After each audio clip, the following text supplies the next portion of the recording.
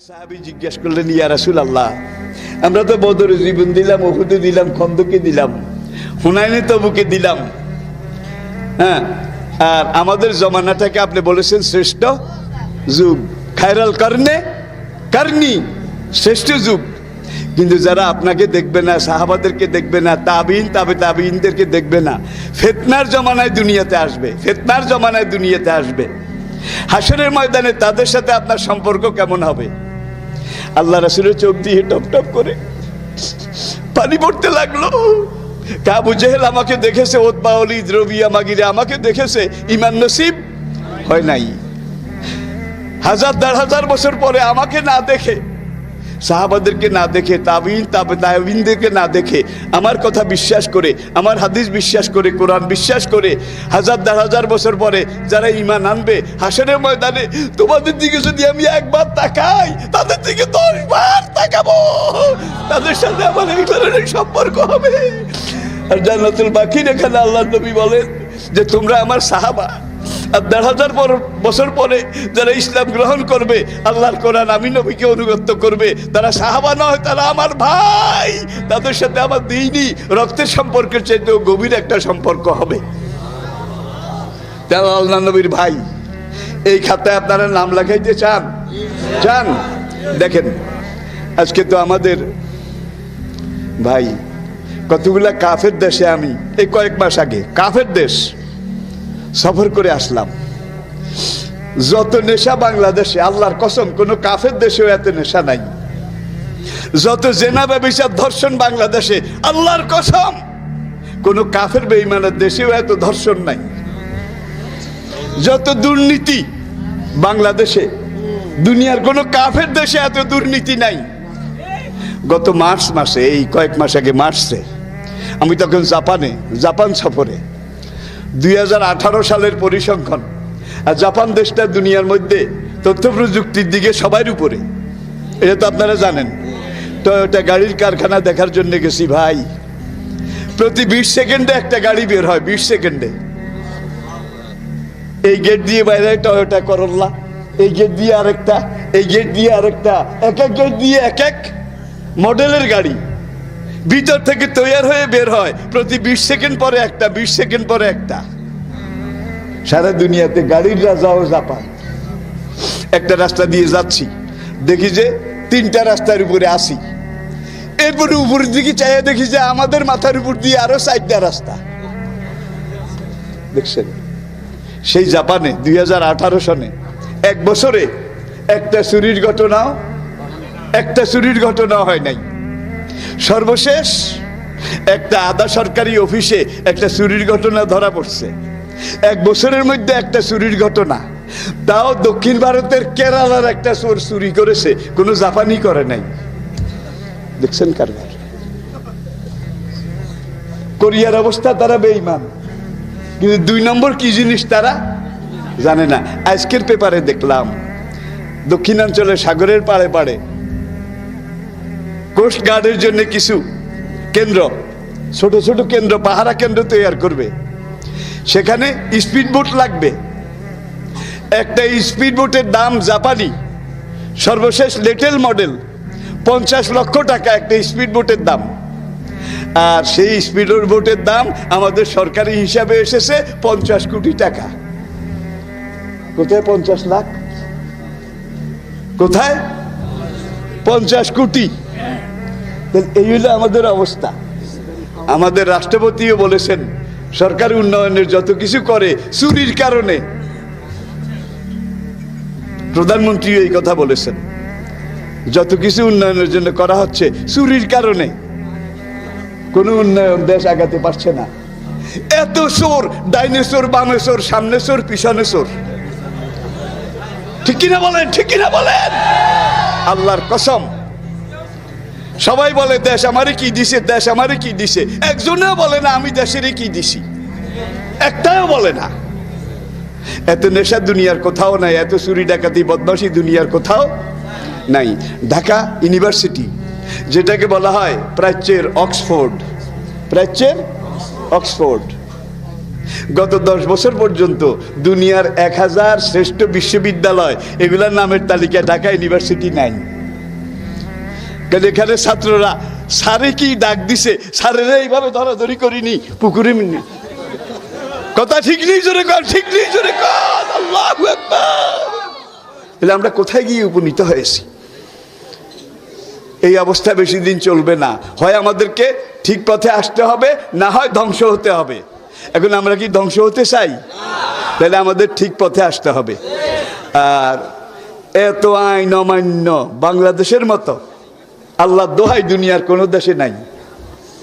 সেই সিঙ্গাপুরে, কোরিয়ায়, জাপানে রাস্তা দিয়ে মানুষ চলছে, গাড়ি চলছে, সামনে লাল বাতি জ্বলে গেছে, যে যেখানে সে সেখানে মূর্তির মতো দাঁড়িয়ে আছে, একটা মানুষও লড়ে না। আবার লাল বাতি গিয়ে সবুজ বাতি, সবাই। আর বাংলাদেশে কিসের লাল বাতি আর কিসের কি? যে যেখান দিয়ে যেমনে পারে, এখান দিয়ে ওভারব্রিজ, এখান দিয়ে আন্ডারপাস, লেখা আছে ওভারব্রিজ দিয়ে রাস্তা পার হন, কিন্তু কেউ ওভারব্রিজে উঠে না, আন্ডারপাসেও নামে না। গাড়ি ঘোড়া চলছে, এখান দিয়ে রাস্তা পার হয়, যেই দিকে একবার তাকানো দরকার সেই দিকে একবারও তাকায় না, যেই দিকে তাকানোর দরকার নাই সেই দিকে 3 বার তাকায়। এই দেশের মানুষ হইতে আরো 200 বছর লাগবে। আপনারা বোধহয় আমার উপরে রাগ করেছেন। যেই কোনো সরকার আসুক, এই দেশ, এই জাতি, এদেরকে আইন মানানো কত যে কঠিন হবে, কত যে কঠিন হবে। কারণ আইন অমান্যের। এরপরে দেখুন বাড্ডা, ওখানে এক মহিলা তার মেয়েকে স্কুলে ভর্তি করতে গেছে, হোলাসোর কই মহিলারে, চতুর্দিক থেকে কেউ ভিডিও উঠায়, কেউ মোবাইলে রেকর্ড করে, কিন্তু কেউ মহিলারে বাঁচানোর চেষ্টা করে না। একবার লন্ডনের রাস্তায় আমি রাস্তা ক্রস করব, সেখানে ওভারব্রিজটি কাছে নাই, সামনের দিকে একটু যোগ দিছি আর কি, দেখি যে একটা গাড়ি আসতেছে, আবার আমি থেমে গেলাম। গাড়িটা আসলো, আমার পিছনে নিয়ে গাড়ি থামাইয়া লোকটা নেমে আসলো। আমি ডরাইছি, আমি যে যোগ দিছি, বোধহয় এই লোকটা গাড়ি থামাইয়া আমার জানি কি কয়। সে আমার সামনে এসে হাসে আর বলে থ্যাংক ইউ ভেরি মাচ। এদের এই বুড়িয়া আঙ্গুল হলো থ্যাংক ইউ, আর আমাদের বুড়িয়া আঙ্গুল হলো আমারে সইয়া দেখাইছ, সইয়া, ঠিক কিনা বলেন? Thank you very much. রাস্তা দিয়ে আপনি হাঁটছেন, হঠাৎ আপনি থেমে গিয়ে এইভাবে চাইছেন, এই দিক থেকে একজন, এই দিক থেকে একজন, 3 দিক থেকে 3 জন। How can I help you please, how can I help you please, তোমার কি সাহায্যের দরকার, আমি এই মুহূর্তে কিভাবে তোমাকে সাহায্য করতে পারি? আর বাংলাদেশে 16-17 জন মিলে বিশ্বজিৎকে ছুরি মেরে ভিক্টোরিয়া পার্কের কাছে এইভাবে ছুরি মেরে মেরে ফেললো, চতুর্দিকে দাঁড়াইয়া মানুষ তামসা দেখলো, ঠিক কিনা বলেন? এত স্বার্থপর মানুষও আল্লাহর দোহাই দুনিয়ার কোনো দেশে নাই। আমিও তো এই দেশের মানুষ। বললেন যে আপনি এই দেশে কোন আপনার গাছ লাগে না? গাছ তো লাগে, করবোটা কি? আল্লাহ আমাদেরকে বুঝ দান করুন, হেদায়েত দান করুন, আল্লাহ আমাদেরকে বুঝার তৌফিক দান করুন।